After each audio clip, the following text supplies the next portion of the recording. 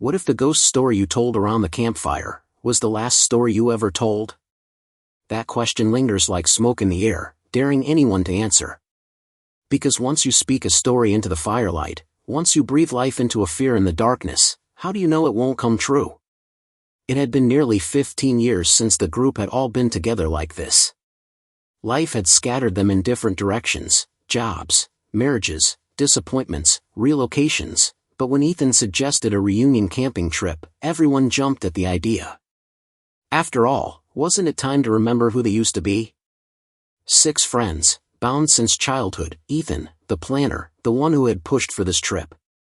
Rachel, thoughtful and sharp-eyed, always the skeptic.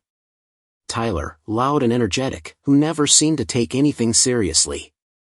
Jess, quieter, but with an uncanny ability to remember details others had forgotten. Marcus, whose humor covered nerves that never quite went away. And Claire, the dreamer, always half in another world. They had grown up in the small town of Maplewood, where Ashwood Forest loomed on the outskirts, a place they had claimed as their kingdom. Summers had been filled with scraped knees, whispered dares, and nights spent huddled around stolen matches and half-burnt marshmallows. And always, the stories. They didn't just tell ghost stories like other kids did. They had a tradition, a pact of sorts. They would sit in a circle, fire blazing, and each child had to tell a story before the flames died out. Whoever didn't, had to walk alone to the edge of the woods and back. It had been thrilling at the time, a way to prove bravery.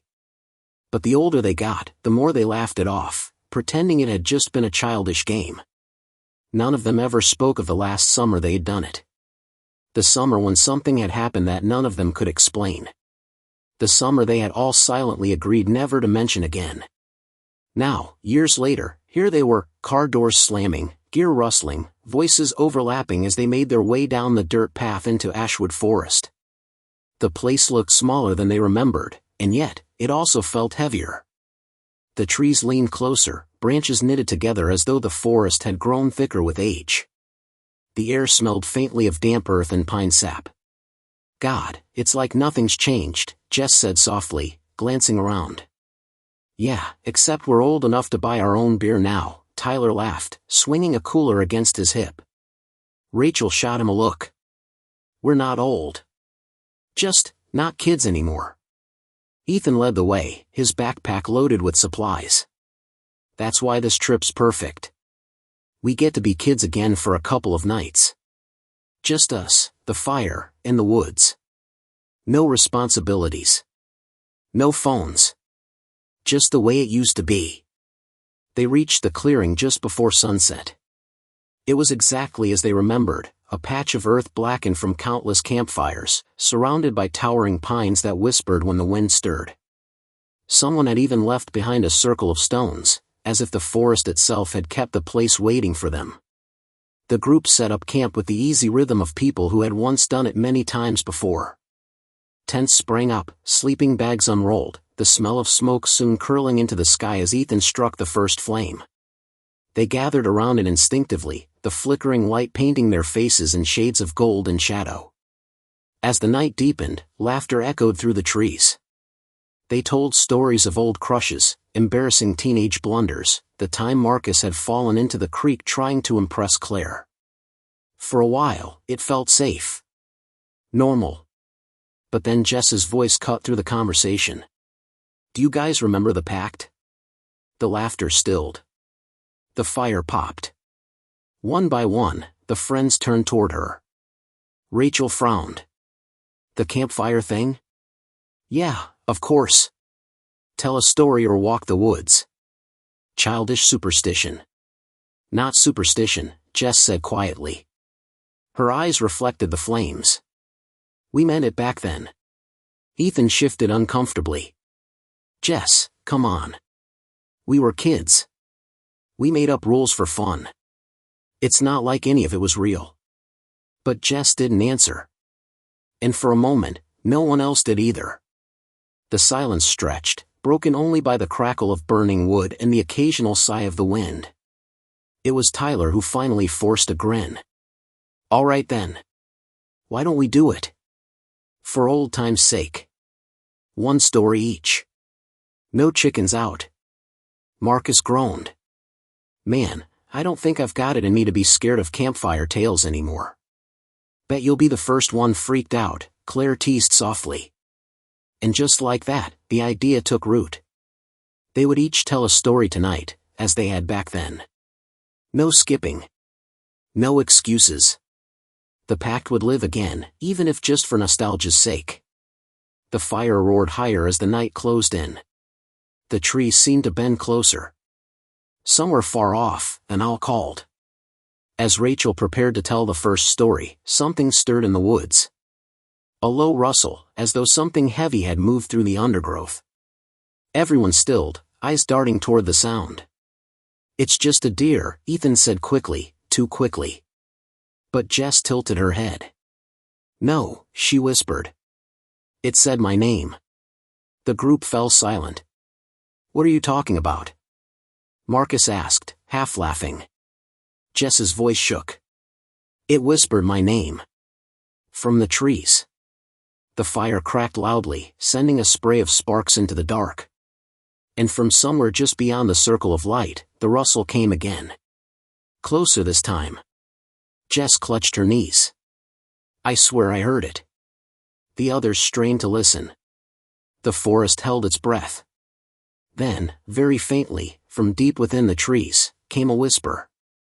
A voice carried on the wind, almost too soft to be real. Jess. The firelight seemed to dim as every head turned toward the forest. And in that moment, Jess's eyes widened in terror. For a long moment, no one moved. The fire popped and hissed as sap cracked inside the logs, but beyond the orange circle of light, the forest was impossibly still.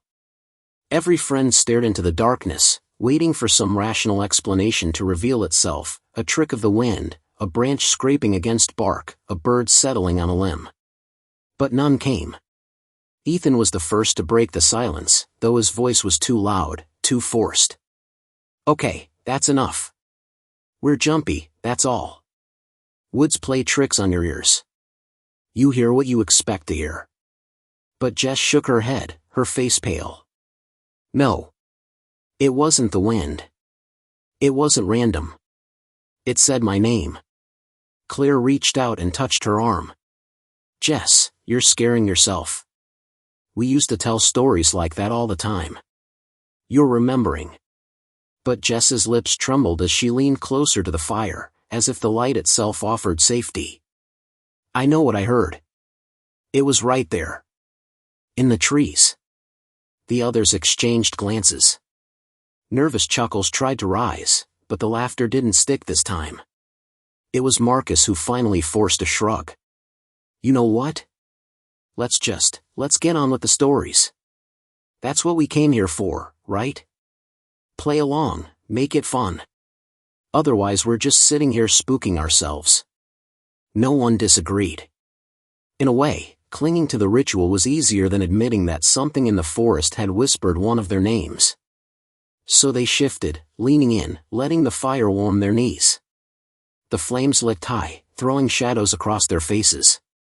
Tyler grinned suddenly, though the grin looked stretched, artificial. Fine, then. I'll go first. Somebody's gotta kick this off. Just like old times. Ethan gave him a wary look. You sure? Yeah, Tyler said, rolling his shoulders back. If the pack's back in session, I might as well set the tone. They all grew quiet, listening. The air itself seemed to lean in. Tyler's voice dropped low, adopting that dramatic hush he'd always used as a kid, the one that had made them all hang on every word. Back in these woods, he began, there's a story about something people used to see at night. A shadow figure. No one knew where it came from. Some said it was a man who died out here, got lost hunting. Some said it was never human to begin with. All they knew was, if you saw it, you didn't run. You didn't scream. You didn't even look away. Because if you did, it would drag you into the trees. He let the pause hang, letting the fire snap behind his words. They say you can tell it's close when the woods get quiet. Dead quiet. Not even the crickets will sing. And then, you'll see it. Not in the firelight, but just outside it. Always standing still. Always watching. And if you don't keep your eyes on it. He lowered his voice to a whisper. You never come back. The group shivered almost as one. It wasn't the best story, not really. Tyler had told scarier ones as a teenager, but something about the way he said it, here in this place, in this hour, made the hair on their arms prickle. Rachel exhaled loudly, breaking the tension. Classic campfire fodder. Nice try, Ty. But Jess wouldn't laugh. She sat stiff, her hands gripping her knees. Why did you pick that one? She asked quietly. Tyler blinked. What do you mean? It's just a story. No, Jess whispered. We used to tell that exact one. Do you remember? That last summer? That's the story we started with. The others shifted uneasily. Ethan rubbed at the back of his neck. Coincidence. There's only so many scary stories about the woods. Of course we'd reuse one. Still, a heaviness settled over the group. For the first time since they'd arrived, the woods seemed to press in tighter. The crickets, loud just minutes ago, had fallen silent. Marcus forced a laugh, though it came out brittle. You're making me paranoid. Next thing you know, we'll see glowing eyes watching us from the trees. But no one laughed with him. The night stretched on. Conversation grew thinner. Eventually, one by one, they drifted off to their tents, though no one admitted they were reluctant to leave the fire. Tyler was the last to douse his beer, yawning loudly before zipping himself into his tent. The forest held its silence. Somewhere in the night, Jess awoke to a sound. A low dragging, like something heavy scraping across earth. Her heart thudded in her throat as she strained to listen. The sound stopped, then resumed, closer this time. She pressed her palm against the nylon of her tent, fingers trembling. She wasn't the only one awake. From across the clearing, Ethan's whisper caught through the dark. Tyler? Is that you? No answer. The dragging sound grew louder. Then stopped. Then silence. The crickets did not return. The forest was utterly still. Ethan cursed softly, fumbling with his zipper. Jess heard him step outside. The fire had burned low, embers glowing faintly. She dared to peek through the mesh of her tent. Ethan stood near the dying fire, scanning the tree line. And then he froze. Jess followed his gaze. For just an instant, she thought she saw it too, a tall, thin shadow at the edge of the trees. Darker than the darkness around it. Perfectly still. Watching. Ethan's voice was a rasp. Marcus. Rachel. Claire, get up. The others stirred, confused, but by the time they crawled out, the shadow was gone. Tyler's tent, however, was empty. They found no tracks, no signs of struggle. Just his flashlight lying half buried in pine needles, its beam faint and flickering toward the woods. Jess's stomach turned cold. Her voice cracked as she whispered the truth none of them wanted to say. It's the story. It's happening. The group stared at her, some shaking their heads, others refusing to speak at all. But then, as if to answer her, the dying fire hissed and spat. The wind shifted. And from the forest came the faintest of sounds, boots dragging across leaves. Fading into the trees. Tyler was gone. The clearing felt hollow without Tyler. His loud laugh, his restless energy, gone in a single night without a sound. The 5 remaining friends huddled near the fire at dawn, the forest pressing in around them with a suffocating weight. No one had slept. Every crack of a branch, every sigh of wind, had set their nerves jangling. Rachel rubbed her temples as if she could press logic into her skull. Okay, she muttered. Let's be rational. Tyler wandered off. He's always pulling stunts like this. He probably wanted to freak us out. Marcus gave a sharp, humorless laugh. Wandered off? Without his flashlight? Without his boots? The guy doesn't shut up for more than 2 minutes, Ratch. You think he wouldn't have yelled if it was a prank? Jess sat silent, staring at the dying embers. Her face was pale, drawn tight. When she finally spoke, her voice was so soft it almost disappeared into the woods. It's the story. He told it, and now he's gone. Just like we said back then. Ethan snapped his head toward her. Stop it. You don't know that. It's a coincidence. Jess looked up sharply, eyes burning. Do you remember the pact or don't you? We made it here, in this clearing. We said the stories would come true. We swore it. Claire flinched at the words. Jess, that was a game.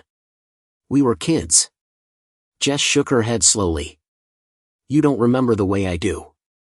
The others exchanged uneasy glances. No one wanted to admit it, but memories had begun bubbling up since they arrived, half-forgotten fragments of that last summer, the strange tension that had hung in the air, the way the forest had seemed to listen. Ethan clapped his hands suddenly, too loud, making them all jump. We're not doing this. We'll split up in pairs, we'll search for Tyler, and we'll find him. Simple as that. The plan gave them purpose, if not hope. They spent the morning combing through the trees, calling his name until their throats were raw. No footprints, no clothing, no broken branches marked his passage. The forest absorbed their voices, swallowing them whole. By midday, they stumbled back into the clearing, exhausted and no less afraid. Tyler was gone as if he'd never been. Marcus collapsed onto a log, rubbing his face. This is insane. It's like the woods ate him. Jess's voice trembled. Because that's what we agreed. We told stories. We made the pact. And now? Rachel cut her off, her tone sharp and brittle. Enough. No more ghost story nonsense. Tyler is lost, not cursed. We'll stay put, keep the fire going, and wait for him to come back. But as evening bled into night and shadows lengthened beneath the trees, the fire crackled with a strange familiarity. The old rhythm of their childhood nights pulled at them, even now. Something unspoken insisted that the circle wasn't finished. It was Claire, soft-voiced, who broke the silence. I remember another one. A story we told. The others looked at her, some horrified, others resigned. Ethan's jaw clenched. Don't. Claire's hands twisted in her lap. I can't help it. It's been stuck in my head since we got here. The one about the girl in the river. The fire hissed. Jess inhaled sharply. Claire's voice dropped. She drowned. They said she was just a kid from the town, who fell in one summer and never came back up. But the story went, if you went near the river at night, she'd call to you. Not scream. Just call. And if you answered, she'd pull you in. Marcus swore under his breath. Why would you even? I didn't mean to. Claire snapped, louder than anyone had ever heard her. Her face was pale, eyes glistening. It just came out. Like it was waiting. No one spoke. The night grew heavy, the forest listening. The river's presence was suddenly undeniable, though they couldn't see it from the camp, the soft trickle of water somewhere beyond the trees, constant and steady, like a whisper that had always been there. They tried to stay awake. They swore they wouldn't leave the fire. But fatigue gnawed at them, one by one. Jess startled awake sometime in the deep hours of night. The fire had burned low, painting the clearing in a weak orange glow. At first, she thought it was a dream, but then she heard it again, soft, distant, yet unmistakable. Claire. Her blood froze. Jess shot upright, eyes darting toward Claire's tent. The flap was open. Empty. No, Jess whispered. No, no, no. She scrambled out, stumbling over roots as she rushed toward the sound of water. Ethan and Marcus awoke at her cries, tearing after her with flashlights. The three of them crashed through undergrowth until the trees opened onto the riverbank. Moonlight shimmered on the black water. Claire stood knee-deep in it, her nightgown soaked, hair streaming over her shoulders. Her eyes were unfocused, lips parted as if she were listening. Claire. Ethan shouted, sprinting forward. "Get out of there!" She didn't turn. She only tilted her head, as if hearing something none of them could. Then she whispered back, voice barely audible. "I hear you." And in an instant, she was gone. Something yanked her under with a violence that shattered the stillness. Water sprayed, then stilled. The surface was empty. They plunged in after her, thrashing, diving, screaming her name. The current was weak, barely a ripple, but the river gave nothing back. By the time they dragged themselves gasping onto the bank, there was no sign of her. No body. No bubbles.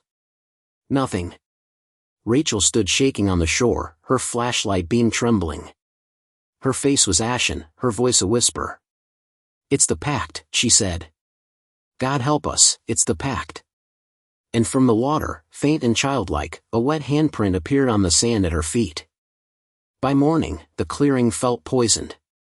The fire pit that once promised warmth and safety now looked like a trap, a circle they couldn't escape.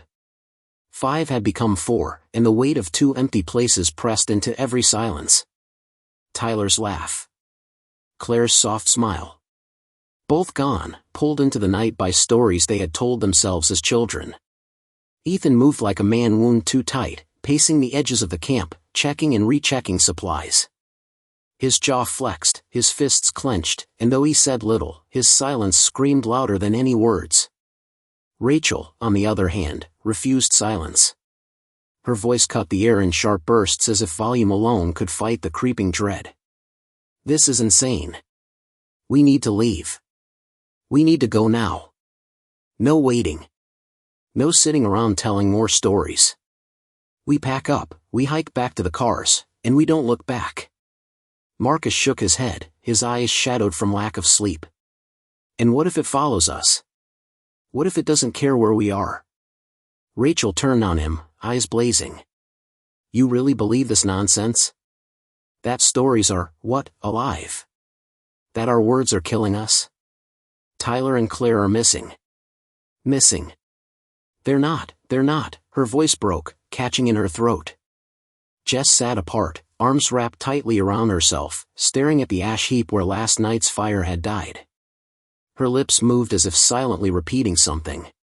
Ethan stopped pacing and crouched in front of her. "Jess. Talk to me. You keep saying you remember more than the rest of us. What do you mean?" Jess's gaze snapped up, her eyes red-rimmed but fierce.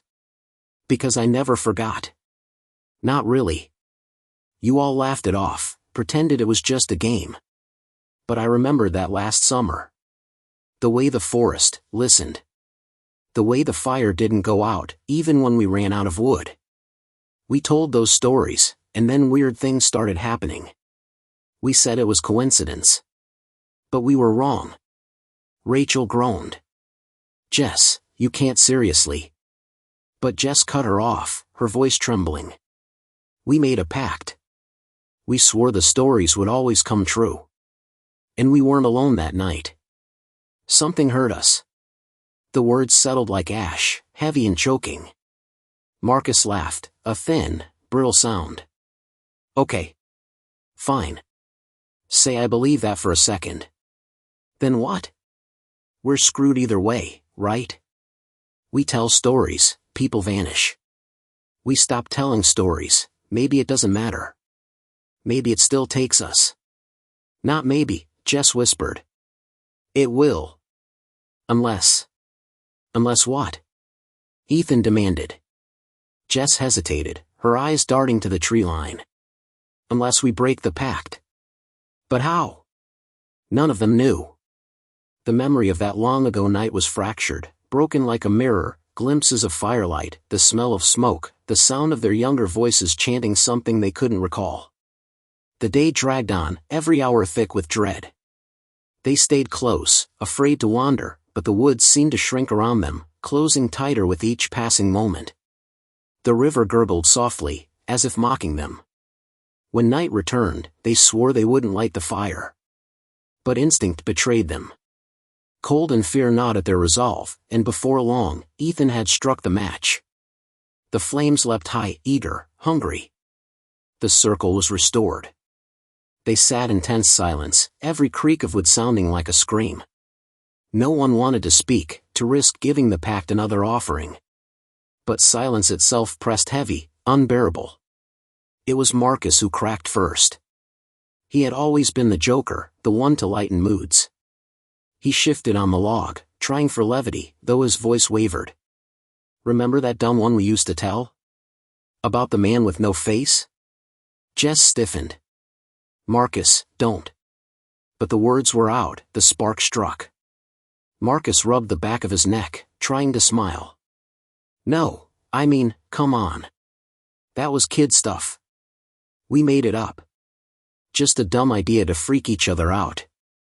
Some guy who, what was it, wandered the woods looking for faces to steal." Rachel hissed through her teeth. "Shut up. Just shut up." But Marcus's laugh faltered as the fire popped violently, sending sparks into the air. His voice trailed off, and his smile crumbled. "I didn't mean." The forest grew silent. Too silent. Rachel leapt to her feet. "That's it. I'm done. I'm not sitting here waiting for it to happen again. I'm leaving. Right now." She grabbed her flashlight, her pack, and stormed toward the path. Ethan called after her, but his words seemed swallowed by the trees. She didn't look back. Minutes stretched. The fire burned low. Every snap of a twig made the remaining three flinch. And then it came, the sound of running. Rachel's flashlight beam jerked wildly through the trees as she barreled back into the clearing, her face twisted in terror. "Something's out there," she gasped, collapsing to her knees. Her voice broke as she pointed at the woods. Jess turned. For a heartbeat, she saw nothing. And then, she did. A figure. Tall, impossibly tall. Its body was little more than shadow, but where its face should have been was only smooth darkness, like melted wax. It stood just beyond the reach of the firelight. Watching. Marcus's breath caught in his throat. "No. No, no, no." The faceless man tilted its head slowly, as though curious. And then it stepped forward. The fire roared high, throwing sparks into the night, and in the chaos, Rachel screamed, a sound that ripped through the forest and then cut off in an instant. When the flames settled, she was gone. Only her flashlight remained, its beam pointing straight into the trees, where no face should ever be. The forest swallowed Rachel's scream, leaving behind a silence so oppressive that it felt alive, like a second skin wrapping around the three who remained. Ethan, Marcus, and Jess huddled close to the fire as though the flames might keep reality from collapsing. But even the fire didn't feel safe anymore. Its heat burned, yet its light seemed to bend, throwing shadows too tall and too thin to belong to them. Marcus trembled, rocking slightly on the log, his hands gripping his knees so tightly his knuckles had gone white. "This isn't happening," he muttered, voice brittle. "This can't be happening." She just ran. She just kept running. That's all. She's fine. She'll be fine. Jess's eyes stayed locked on the treeline where the faceless figure had appeared. Her breathing was shallow, uneven, but her voice carried a strange steadiness that unnerved Ethan. He took her. Just like the story said. Just like all the stories. "Stop it," Marcus snapped, his voice sharp, desperate. "Don't say that. Don't you dare say that. It's not the stories, it's..." His words broke, his mind struggling to find another explanation, something logical, anything that wouldn't mean they were cursed by their own imaginations. Ethan finally broke his silence. His voice was low, edged with something grim. "Jess. You said we made a pact.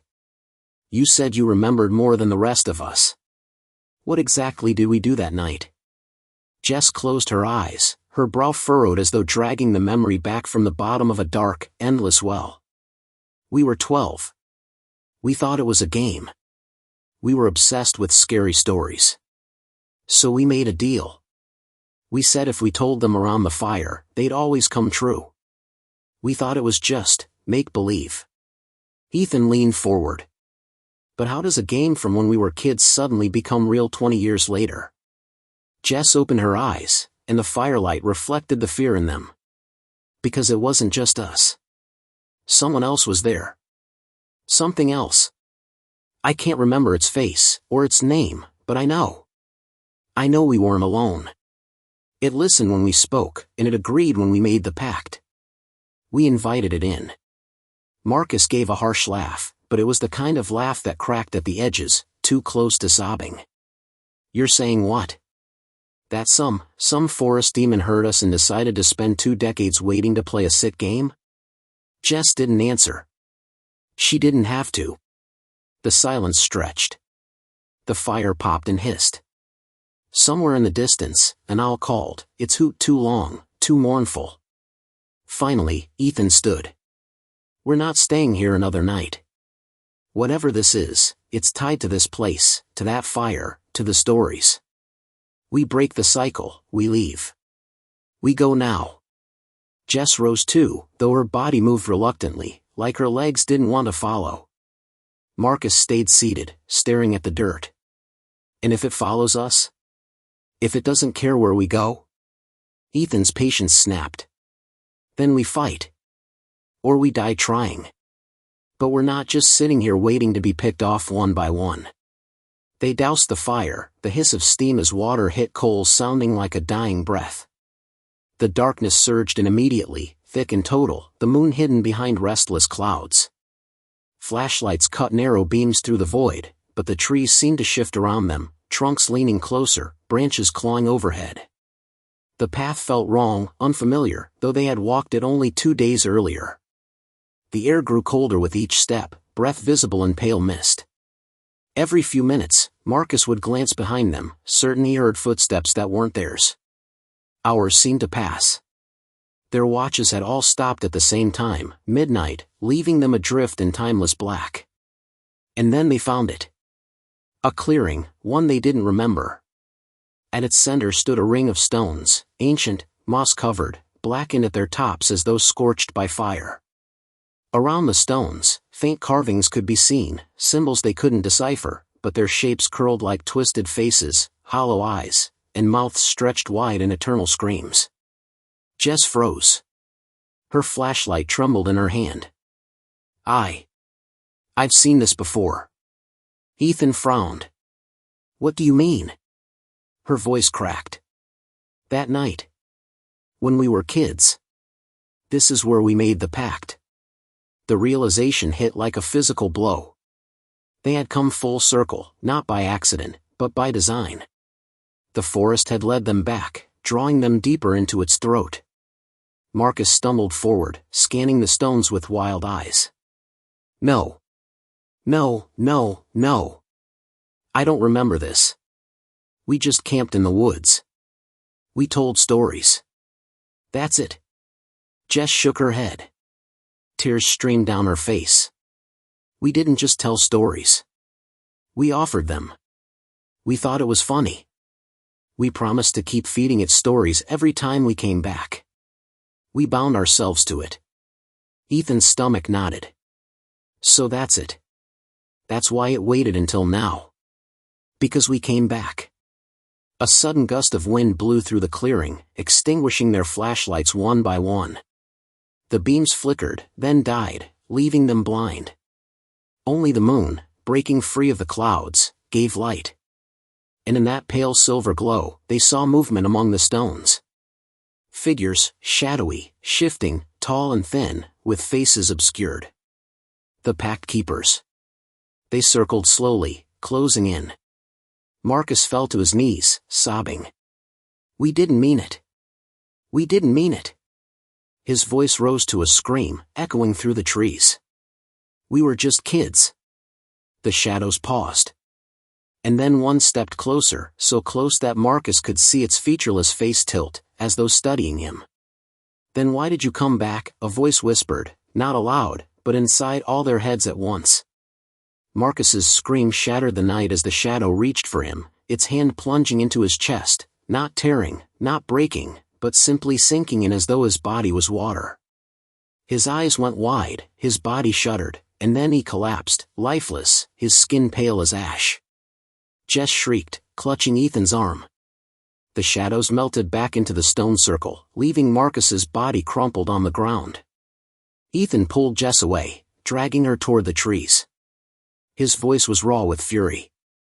"We're breaking this pact. I don't care how. I don't care what it takes. We end it tonight." But behind them, in the clearing, the stones began to glow with faint firelight, as though reigniting a fire that never truly died. And the forest whispered with hungry anticipation. Marcus's body still lay in the clearing, pale and motionless, but Ethan didn't dare look back. He half-dragged, half-pulled Jess through the underbrush, her sobs muffled against her sleeve. The forest felt alive with whispers, every rustle of leaves another reminder that they were not running alone. The moon slid behind a cloud again, plunging them into near blackness. Ethan's flashlight flickered, then guttered out completely, leaving only Jess's trembling beam. She clutched it like a lifeline, her fingers white on the handle, but her steps faltered. "Ethan," she whispered, her voice hoarse, "we can't outrun it. You saw what it did to Marcus. We can't fight something like that." Ethan slowed, breath coming in ragged gasps, his chest heaving with adrenaline and anger. "Then tell me what we can do, Jess. You said there was a pact. You said there was a chant. If we started this, then maybe, just maybe, we can end it." Jess pressed her free hand against her temple, wincing as though trying to force the memory to surface. "I don't remember it all. Just pieces. Bits of words. We chanted something, but it wasn't ours. It was older. Like we heard it from somewhere else." They stumbled into a hollow where the trees thinned, the ground soft with moss. Jess sank to her knees, gripping the earth as though grounding herself. We were sitting in a circle. You, me, Marcus, Rachel, Tyler, Claire. And, her voice faltered, dropping to a whisper. And someone else. A seventh voice. Ethan froze, the words hitting him like ice water. "What do you mean, someone else?" Jess's gaze snapped up, wild and shining with tears. "I don't know. I don't remember a face. But there was a seventh voice, Ethan. It joined in when we chanted. It finished the words for us. Like it was teaching us, or binding us." The air in the hollow grew heavy, suffocating. Ethan crouched in front of her, gripping her shoulders. "Think, Jess. What did we say?"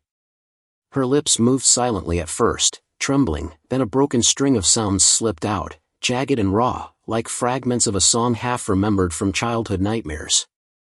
"Ash to flame, and flame to breath, tell the tales that cheat the death." Her voice cracked. "We call to you, keeper of lies, take what we give and open your eyes." The moment the words left her lips, the forest reacted. The branches overhead rattled though no wind blew, and a low groan seemed to rise from the earth itself. Jess clapped her hands over her mouth, horrified. "I didn't mean to." Ethan grabbed her wrists, pulling them away. "No. Don't stop. Finish it. Maybe finishing it is the only way to undo it." Jess shook her head violently, tears spilling down her cheeks. "You don't understand. We weren't finishing something that night, we were beginning it. We offered ourselves. We promised stories, one each time we returned. And now we've broken that promise. That's why it's taking us." The realization struck Ethan hard. The pact wasn't just about telling stories. It was an offering. A bargain. And by failing to return for nearly 20 years, they had broken their side.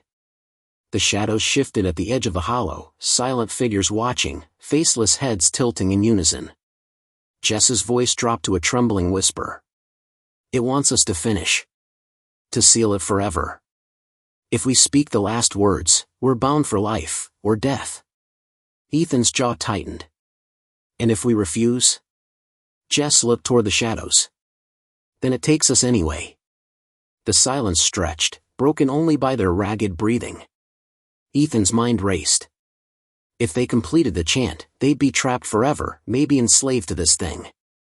If they didn't, they'd die here. But maybe, just maybe, there was another way. Jess, he said slowly, carefully, what if we change it? What if we say the words differently? Turn the pact against itself? She blinked, confused. You mean rewrite it? Yes, Ethan said, gripping her hand. We were kids back then. We didn't understand what we were saying. But if the power is in the words, then maybe it doesn't matter what the original chant was. Maybe it only matters that we believed it. If we believe in breaking it now, maybe that's enough. Jess stared at him, hope flickering faintly in her tear-streaked face. But then the shadows moved closer, their forms stretching, their hands like claws. The earth shivered beneath them. There was no more time. Ethan stood, pulling Jess up with him. Say it with me. Not what we said before. Something new. Something to end it. Jess's lips trembled, but she nodded. Together they stood in the hollow, clutching each other's hands as the faceless figures circled. Ethan's voice rang out, low and steady at first, then growing louder. Ash to ash, and flame to none, what was begun is now undone. Jess joined, her voice breaking but strong enough to carry. Keeper of lies, we sever the bind, take back your gift, we leave you behind. The forest screamed. It wasn't the wind, or the trees, it was the very earth, howling in rage. The faceless figures staggered, their forms shuddering. For the first time, they looked less like hunters and more like prey. Jess's eyes widened. It's working. But just as hope swelled, the seventh voice returned. It didn't come from the forest. It came from inside them, filling their heads, shaking their bones. Low, guttural, and endless. Ash to flame, and flame to breath, tell the tales that cheat the death. The chant they had tried to replace bled into the hollow, overpowering their words. The stones in the distant clearing glowed again, firelight spilling across the trees. Ethan gritted his teeth, shouting louder, pushing against the tide. No! We break it here. We end it. Jess screamed the words with him, both voices raw with desperation. For a moment, just a moment, the shadows faltered. The seventh voice grew distorted, broken, as though caught between their refusal and its hunger. The ground cracked beneath their feet. The hollow split open, darkness yawning wide like the mouth of a beast. Jess clung to Ethan, her eyes wide with terror. Ethan, it's pulling us in. The last thing they saw before the earth swallowed them was Marcus's pale face staring from the trees, his lips moving silently. Ethan hit the ground hard, the breath knocked out of him.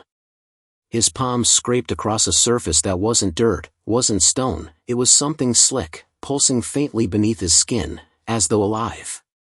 His lungs burned as he forced in a ragged breath. When he finally pushed himself up, the world that surrounded him was nothing like the forest. Above stretched no sky, only an endless canopy of black, like the inside of a cavern without walls. Faint crimson light pulsed from fissures in the ground, veins of fire that beat like a giant heart. The air smelled of ash and rot, sharp enough to sting his eyes. And the sound, it was everywhere. Whispers overlapping, voices speaking fragments of stories in dozens of tones, like 1,000 campfires burning at once just out of sight. Jess lay a few feet away, coughing, her face pale in the dim glow. Ethan rushed to her side, helping her sit up. She clung to him, her body trembling violently. Where are we? Ethan shook his head. He couldn't answer. His gut told him the truth, though, they were no longer in their world. The pact had pulled them into its own. As Jess steadied, she turned her gaze outward, and gasped. Ethan followed her eyes, and his stomach dropped. All around them, rising like grotesque monuments, were scenes carved from memory. A swing set stood half buried in ash, its chains rattling though no wind blew. A school hallway stretched into darkness, lockers dented and smeared with black handprints. The skeleton of a campfire ring sat to their left, flames flickering without wood, its sparks forming shapes, Claire's face, Tyler's laugh, Rachel's scream. Everywhere they looked, the world twisted their childhood stories into reality. The bloody bride Jess once invented as a dare stood in the distance, veil tattered, her head tilted at an impossible angle. Near her loomed the hollow wolf, its ribs exposed, eyes glowing with red fire, the very creature Marcus had sworn was real enough to bite. They were here, all of them, walking nightmares conjured by the pact and given flesh. Jess's breathing quickened, panic flooding her voice. This is our fault. This is all our fault. We gave them life.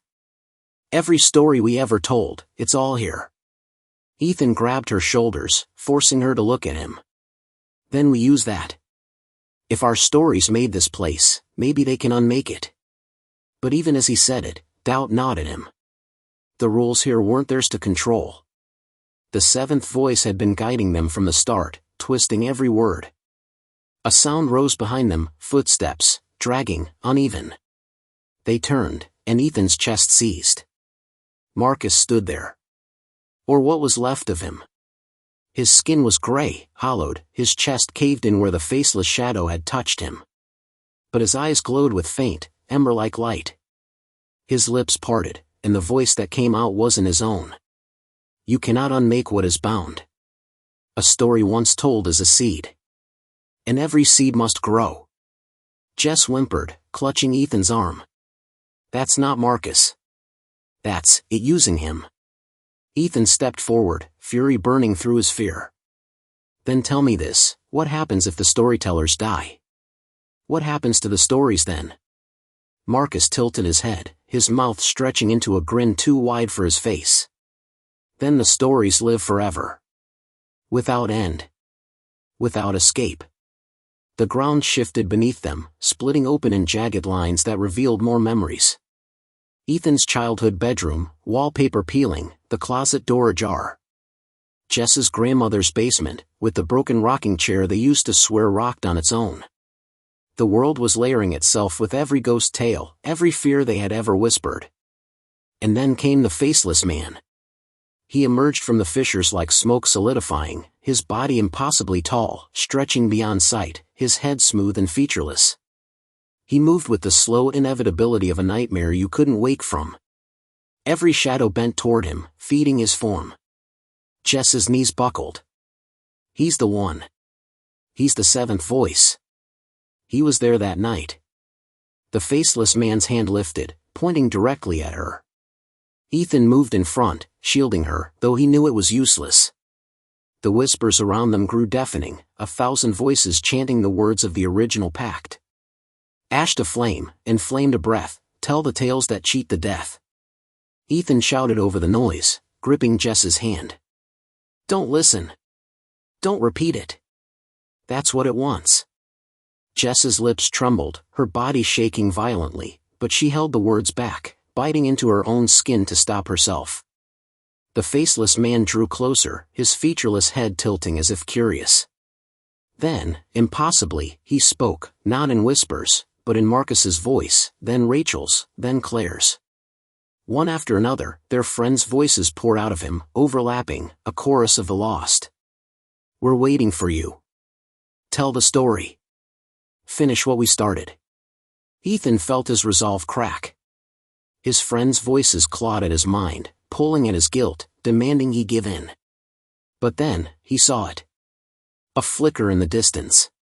Beyond the nightmare monuments, past the firelit fissures, stood something different. A tree. Alone, massive, its branches silver and glowing faintly against the darkness. Unlike everything else, it wasn't born of their stories. It felt older. Pure. He shook Jess's arm, pointing. There. Do you see it? She blinked through tears, following his gaze. Her voice caught in her throat. That's the tree where we played as kids. The one near the edge of the forest. Ethan's chest tightened. If this place is built from our memories, then maybe that tree is the way out. It's real. It belongs to us, not to it. The faceless man shifted, following their gaze. The air thickened, the whispers rose to a roar. He knew. He knew they had found something he didn't control. The ground cracked wider, the path to the tree shattering. Monsters stirred, the bloody bride shrieking, the hollow wolf howling, shadows clawing their way closer. Ethan grabbed Jess's hand, yanking her forward. "Run!" And together, they plunged into the nightmare, racing toward the glowing tree as every story they had ever told tried to kill them. The ground beneath Ethan and Jess rippled like liquid tar, every step sucking at their boots as though the world itself wanted to keep them trapped. The glowing silver tree stood far in the distance, its light steady, unwavering, a single beacon against the tide of shadows. But between them and salvation, the horrors of their childhood stories rose like soldiers summoned to defend their master. The bloody bride came first. She emerged from the fissures, her wedding dress in tatters, dragging across the ground with a wet sound as though soaked in blood. Her veil fluttered in a non-existent wind, her broken neck hanging at an angle so sharp Jess gagged at the sight. "Don't leave me," the bride whispered in a voice that was both Jess's childhood imitation and something far worse. She lurched forward, her steps jerky, unnatural, her pale hands reaching. Jess froze, terror pinning her in place. Ethan yanked her arm, snapping her out of it, and together they dodged sideways. The bride shrieked, lunging after them, but her veil snagged on a jagged rock, holding her just long enough for them to sprint past. But there was no reprieve. Ahead, shadows shifted and thickened, and the hollow wolf slunk into their path. Its ribs jutted through its matted fur, glowing faintly with red fire. Saliva hissed as it dripped from its fang maw, hitting the ground like acid. Its glowing eyes locked on them, and it snarled low, a sound that reverberated in Ethan's chest. "Don't look at its eyes," Ethan shouted, remembering the rules Marcus had made up during their childhood games. "If you look too long, it steals your voice." Jess squeezed her eyes shut, covering her ears as the beast howled, the sound so piercing it felt like claws scraping across her brain.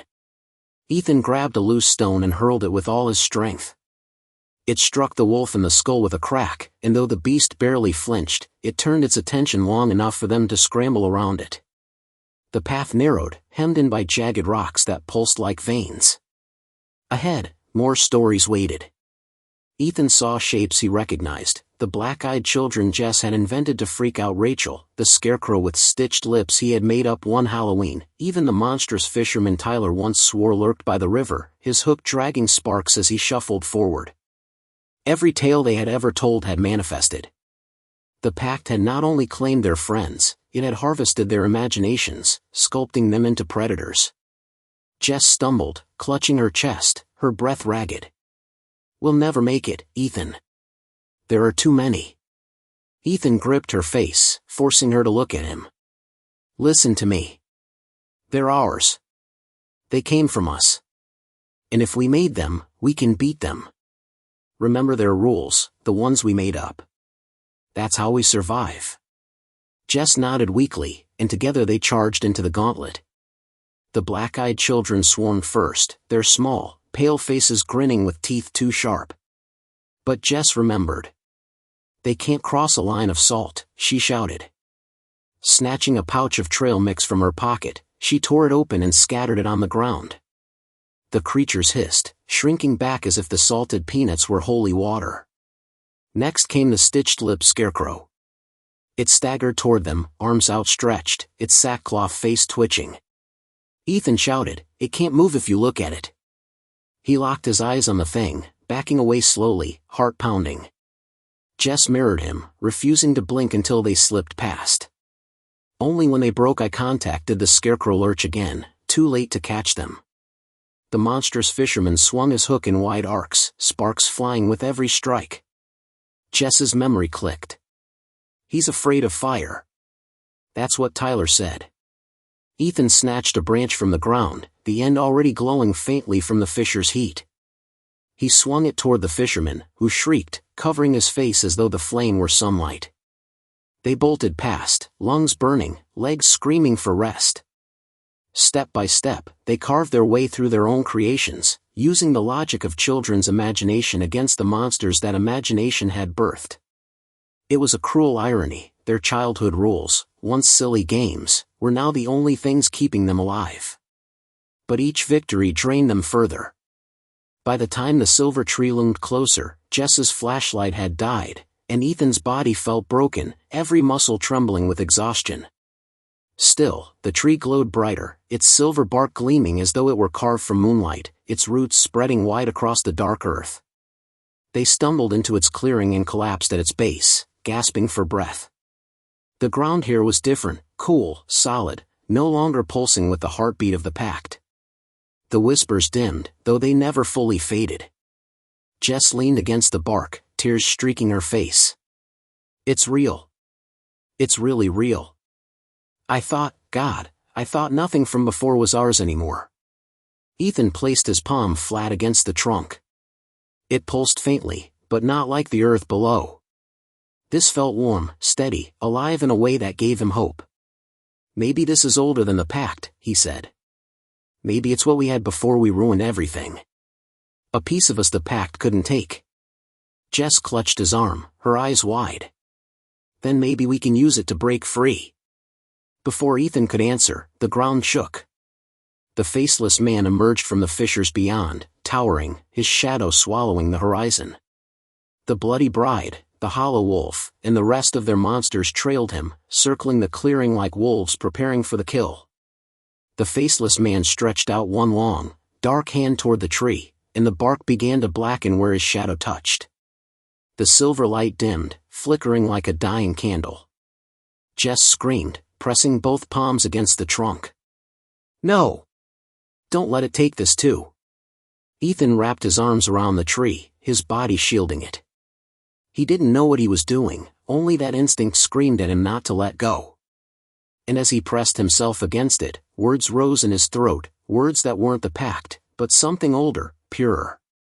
We take back what was ours. This is our story. Not yours. Jess repeated it, her voice trembling but fierce, our story. Not yours. The tree glowed brighter, light pouring from its branches like liquid silver, pushing back the shadows. The monsters shrieked, their forms unraveling. The faceless man let out a roar so deep it rattled their bones, but even his body began to fray, torn apart by the light.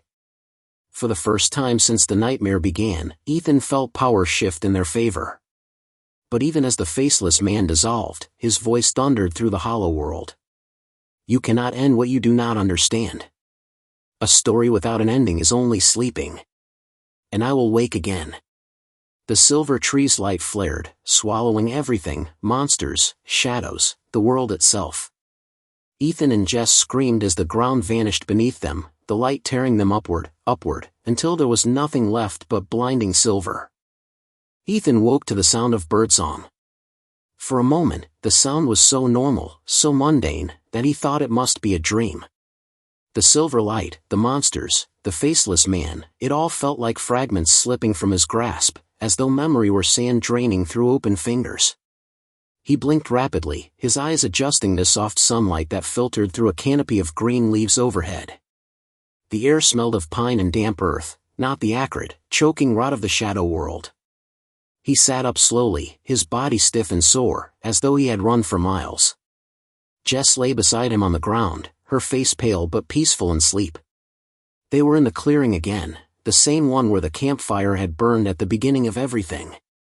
The circle of stones was still there, and within it, a pile of ashes, cold, undisturbed. No trace of the silver tree remained. Jess, Ethan whispered, shaking her shoulder. She stirred, groaned, then blinked awake. When her gaze met his, confusion and terror crossed her features in the same instant. She scrambled upright, clutching her arms around herself. Ethan, was it real? Any of it? Ethan didn't know how to answer. The world around them looked so normal, so untouched. The forest floor was soft beneath them, no longer pulsing like a living thing. The sky was a crisp, perfect blue, unmarred by smoke or shadow. And yet, when he reached out to touch Jess's trembling hand, a faint warmth lingered in his palm, as though the silver light still hummed beneath his skin. It happened, he said firmly, as if saying it aloud could anchor it to reality. The pact, the monsters, the tree. It all happened. And we beat it. We broke it. Jess hugged herself tighter, scanning the forest. Then where are the others? Marcus? Rachel? Tyler? The question settled over them like a shroud. Ethan's chest tightened. He had been so consumed by surviving, by reaching the silver tree, that he had not stopped to ask himself what came after. If the pact had been broken, then surely, their friends should be here, alive, waiting. But the forest was empty. Only the two of them remained. They searched for hours, calling their friends' names until their voices cracked. They retraced the trails they remembered, followed the faint paths through the trees, even returned to the riverbank where the fishermen had dragged Tyler away. There was nothing. No bodies. No signs of struggle. Just silence, punctuated only by the distant caw of crows. By midday, Jess collapsed on a fallen log, her face streaked with tears. It's not fair. If we broke the pact, they should be here. We should all be together. That's what the tree was supposed to do, right? It was supposed to give back what it stole. Ethan sat beside her, staring at the dirt between his boots. Maybe the tree didn't bring us back. Maybe it just saved us. The words tasted bitter, like ash. Jess turned on him, anger blazing through her grief. Then what was the point? Why us? Why only us? Ethan had no answer. They returned to camp as the sun dipped low, the forest darkening again. Their supplies were still there, tents, backpacks, even the half-empty cooler of beer. As though nothing had happened. Jess found her phone tucked in her pack, but when she tried to turn it on, the screen stayed black. Ethan's was the same. Batteries dead. They ate cold granola bars in silence, the weight of their missing friends crushing any attempt at conversation. The world felt wrong, too still, too clean, as though someone had reset the forest without remembering the details of what had been lost. That night, Ethan refused to sleep. He sat by the cold ashes of the fire pit, staring into the dark, listening for anything out of place. The woods whispered with the usual nighttime chorus, crickets, the occasional rustle of an animal, but every sound made his skin crawl. He could not shake the faceless man's last words, a story without an ending is only sleeping. And I will wake again. Sometime after midnight, Jess stirred inside the tent. She crawled out and sat beside him, her knees pulled to her chest. Her face was hollow, eyes wide and rimmed with sleeplessness. I heard them, she whispered. Ethan stiffened. Who? Our friends. Marcus, Rachel, all of them. I heard their voices. They were calling me, Ethan. From the trees. Ethan's mouth went dry. That wasn't them, Jess. It's the pact. It's not gone. It's trying to get us back. But Jess shook her head violently. No, it was them. I know their voices. They're out there, waiting for us. Maybe the tree sent them somewhere else. Maybe they need us to find them. Her desperation tore at him. He wanted to believe her. God, he wanted to believe their friends could be saved. But the memory of the faceless man lingered, and deep in his gut he felt the truth, the pact was not broken. Not yet. The fire pit flickered. At first Ethan thought his exhausted mind was playing tricks, but then he saw it, a single ember glowing red among the ashes. Slowly, impossibly, it grew brighter, pulsing like a heartbeat. Jess gasped, her hand gripping Ethan's. The ember flared, and a faint voice rose from the ashes, a voice Ethan knew too well. It was Marcus. Ethan. Jess, the voice was distant, broken, as though carried from the bottom of a deep well. We're still here. Help us. Jess sobbed, clutching Ethan's arm. You see? You hear it too. They're alive. Ethan wanted to agree, to let hope drown out the dread gnawing at him. But as the ember pulsed, more voices joined, Rachel, Tyler, even little snatches of laughter that didn't belong to anyone they knew. The chorus grew, overlapping, until it was impossible to tell where one voice ended and another began. The ember flared once more and split into 3. Then 5. Then a dozen. Soon the ashes were alive with glowing red eyes, staring up at them like creatures waiting to be born. Jess screamed. Ethan grabbed her hand and yanked her back from the fire pit as the ashes stirred, shifting like something beneath them was trying to claw its way out. The whispers rose, now deafening, 1,000 voices tangled into one. The pact is not broken. You are the ending. And it begins again. The fire pit erupted in flames. The fire pit roared to life, flames leaping higher than they had any right to, their light painting the trees in grotesque, writhing shadows. Ethan pulled Jess back as the ground quaked beneath them, the once still forest now vibrating with a malignant energy. The voices within the flames overlapped, pleas, screams, laughter, whispers, all weaving together until they were one suffocating chorus. Jess dropped to her knees, hands pressed over her ears. Make it stop, Ethan.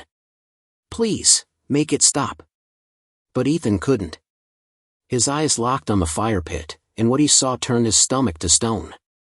Faces formed within the flames, Marcus, Rachel, Tyler.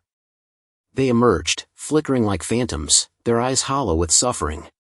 Each face opened its mouth in silent screams, then dissolved into smoke, only to return again in the blaze. Help us, Marcus's voice rang out, loudest of all. You left us. You broke the pact. Bring us back, or you'll never be free. Jess staggered toward the pit, reaching out as though she could drag them from the flames. Ethan caught her wrist and yanked her back. That's not them, Jess. Don't you see? It's the pact. It's using their voices, their faces, to pull us in. She twisted against him, sobbing. But what if it's not? What if they're really in there? We can't just leave them.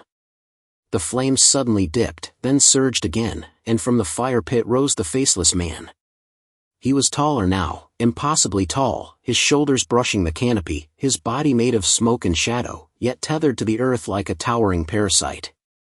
The empty oval of his face tilted down, and when he spoke, every voice Ethan had ever known bled through him, his friends, his parents, even his own voice twisted back at him. You cannot escape. You are bound. The pact was never broken, only rewritten. Ethan's heart hammered. What do you mean? The faceless man's head tilted further, and the flames guttered at his feet. Every story must have an ending. You offered them yours when you were children, and I fed well. But endings grow thin. Tastes fade. So I took your friends. One by one, their stories ended. And you gave me a new ending when you defied me. You gave me yourselves. Now you are the storytellers. You will keep me alive. The truth slammed into Ethan like a physical blow. The silver tree hadn't destroyed the pact. It had simply transferred the weight. Their friends had been sacrificed, absorbed, but Ethan and Jess had been spared not as victors, but as vessels. They had become the new keepers of the pact, the narrators whose imaginations would forever feed the faceless man. Jess's voice cracked, trembling with realization. We're not survivors. We're the replacements. The faceless man's featureless face seemed to smile without moving. Yes. You will tell stories again. And I will make them real. You will give me endings, over and over, until time itself forgets you. That is the pact. Ethan's stomach churned. He remembered every night of their childhood campfires, how they had tried to outdo one another with tales darker, stranger, more gruesome. He realized now they hadn't been alone even then. Something had been listening, feeding, marking them. The stories weren't harmless games, they had been contracts signed in ignorance. Jess clutched Ethan's arm, her nails digging into his skin. There has to be another way. The tree, the light, we used it once, maybe we can. The faceless man raised a massive hand, and the silver glow that had once burned in Ethan's veins flickered weakly, like a dying ember. The tree was mine before it was yours. A lure. A trap. Did you think you could unmake me with my own root? Foolish children. You only tied yourselves tighter. The ground split around the fire pit, exposing a chasm that seemed to stretch into infinity. From its depths, hands clawed upward, pale, skeletal, hundreds of them. Ethan and Jess stumbled back as the hands grasped at the earth, reaching not to escape but to drag everything else in. Jess screamed. "Ethan, we can't let it take us. Not like this." Ethan's mind raced. If the pact fed on stories, then maybe, just maybe, there was one way to end it. A dangerous way. He grabbed Jess's shoulders, forcing her to meet his eyes. "We started this together," he said, voice shaking but firm. "We made the pact when we were kids. If it needs endings, then maybe the only way to kill it is to give it one. The final one." Jess's eyes widened in horror. "You mean?" "Yes," Ethan whispered. "We end ourselves. No more stories. No more endings to feed on." The faceless man roared, the sound like 1,000 voices screaming in unison. The flame shot higher, the chasm widening. "You cannot. You will not. You belong to me." Jess sobbed, torn between terror and resolve. Ethan held her tighter. "If we do nothing, it wins. If we end it here, maybe we free the others. Maybe we starve it." The fire raged, the shadows pressed in, the hands clawed closer. Jess looked into Ethan's eyes, her face streaked with ashen tears, and nodded. Together, they stepped toward the fire pit. The faceless man bellowed, stretching his arms wide to block them, but the flames parted just enough for a path. Ethan squeezed Jess's hand one final time, then shouted into the inferno. "This is our ending. And you don't get another." Hand in hand, they leapt into the fire. The world erupted in light. Silver, brighter than before, blinding, searing away everything, flames, shadows, the faceless man's towering form. The voices screamed, then cut off in an instant, as though someone had severed a cord. And then, silence. When the light faded, the clearing was empty. The fire pit was gone. The forest stood still, untouched, as though nothing had ever disturbed it. There were no signs of Ethan or Jess. No signs of Marcus, Rachel, or Tyler. No laughter. No screams. Just silence. The forest healed.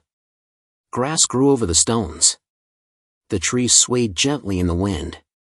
In time, no one would remember the Campfire Pact, or the children who had once fed it. But deep beneath the soil, where roots tangled in the dark, something stirred. A faint whisper drifted up through the earth, so soft it might have been mistaken for wind. A story never really ends. It only waits for someone to tell it again. And somewhere, far away, another campfire crackled to life. Ethan and Jess sacrificed themselves to end the pact, but in truth, stories never die. They only wait for new voices to awaken them again.